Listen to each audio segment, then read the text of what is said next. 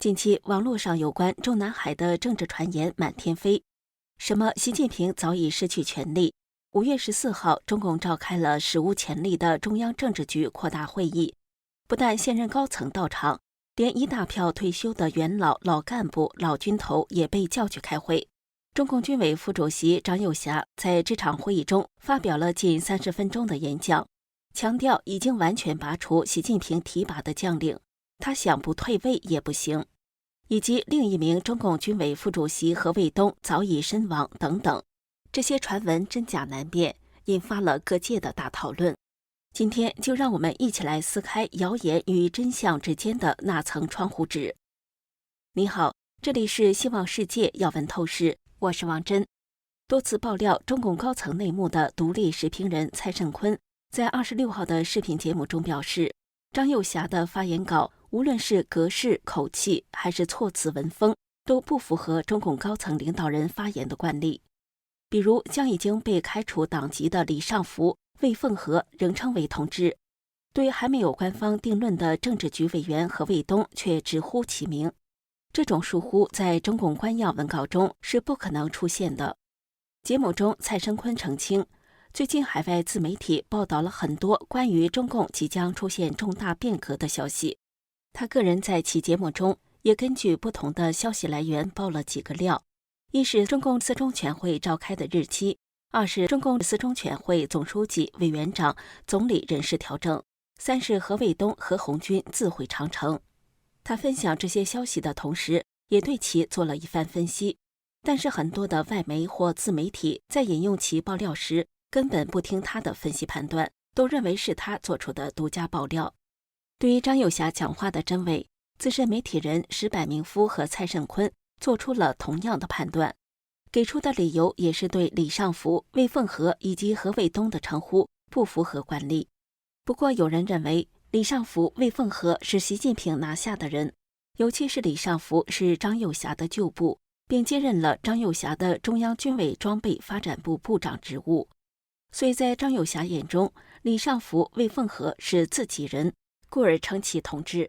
而何卫东虽然还未官宣落马，但他是张又侠主导打掉的习近平的人，所以直呼其名似乎也在情理之中。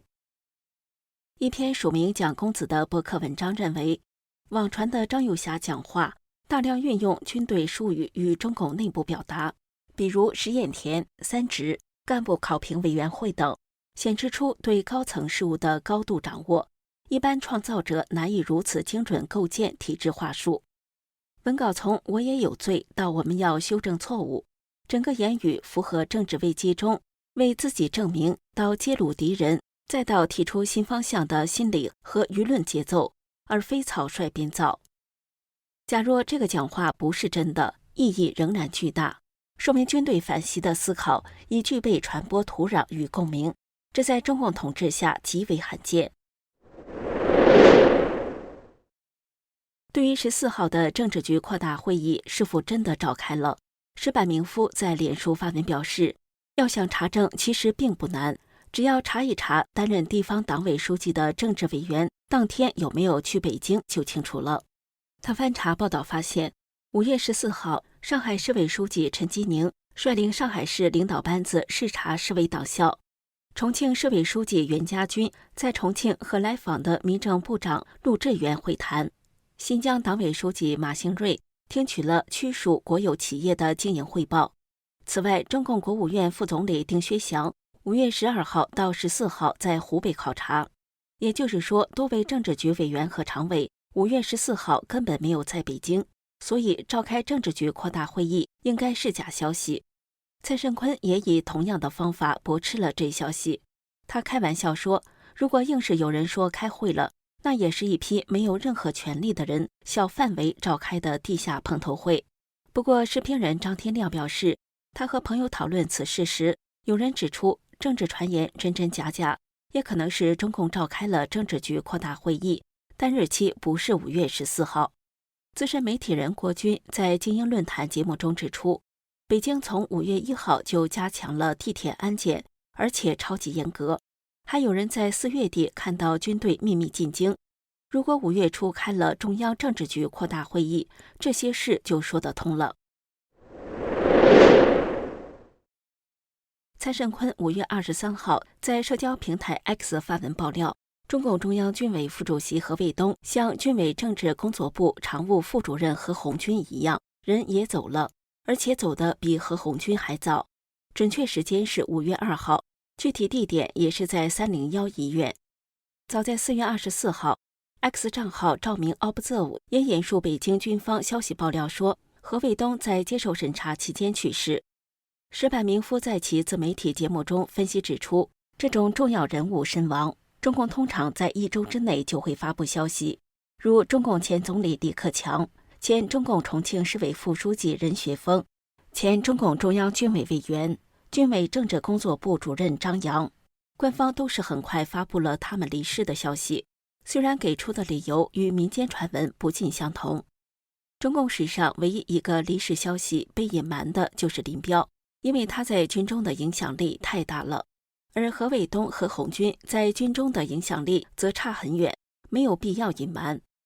石柏明夫还质疑，如果发生这么大的事，美日韩英等国的情报机构不可能这么久还得不到确切的消息。石柏明夫提出的第3点质疑是，中共中纪委或军纪委把人带走后，都会采取措施防止他们出现意外，以免线索中断。近期何卫东、何鸿钧连续2个离世，有点太离谱了。不过石柏明夫也补充说，现在中国变化非常大，如果何卫东真的过世了，那就说明他过去观察中国的这些条条框框，他们认为的这些常识已经不管用了。他还表示，何卫东被带走调查是非常有可能的，至少他已经消失将近3个月了。现在福建帮被一窝端，这是事实。张又侠在军中的影响力在提升是事实，习近平的威望受到了一定的打击，这也是事实。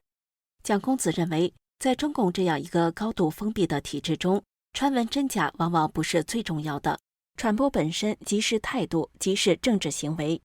张又侠言论无论出自其本人，还是某位精于政治手腕的幕后策划者，传递出去的都是一个信号：中共高层已经撕破伪装，权力斗争走向公开化与极端化。旅居加拿大的文化学者、著名自媒体人文昭表示，这些被称为听床的消息，有时候准，有时候不准，但是他们不准的时候，也不能把它们当成一般的谣言。因为观察中国政治这么多年，我们得到的一条经验是，谣言常常会以另外一种方式印证，成为某种预言。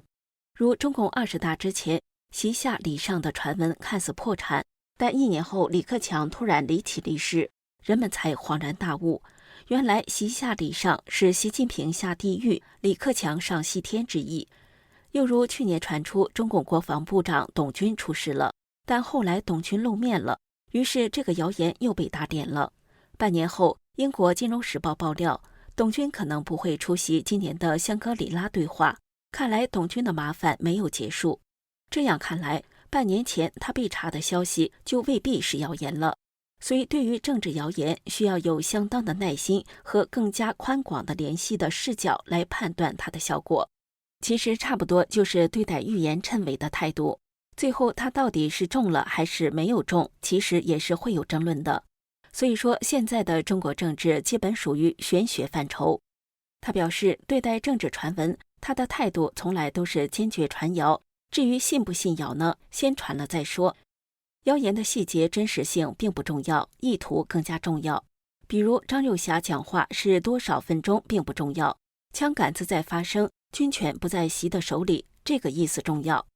文章指出，中国的谶纬文化中有很多来路不明的东西，很多著名的古代寓言集，比如诸葛亮的《马前课》、姜太公乾坤万年歌，还有黄帝地母经，明显是假托之作。姜太公乾坤万年歌一看就是明清时代的语言风格，而不是姜太公生活的西周时代的语言风格。为了更广泛的传播，假托名人之名，现代叫做碰瓷名人，也是造假。但这种假托之作在历史上的流传，毕竟让许许多多的人有了趋吉避凶的机会，也传达了时代重要的真相。那么你怎么看待这些传闻呢？欢迎留言告诉我们。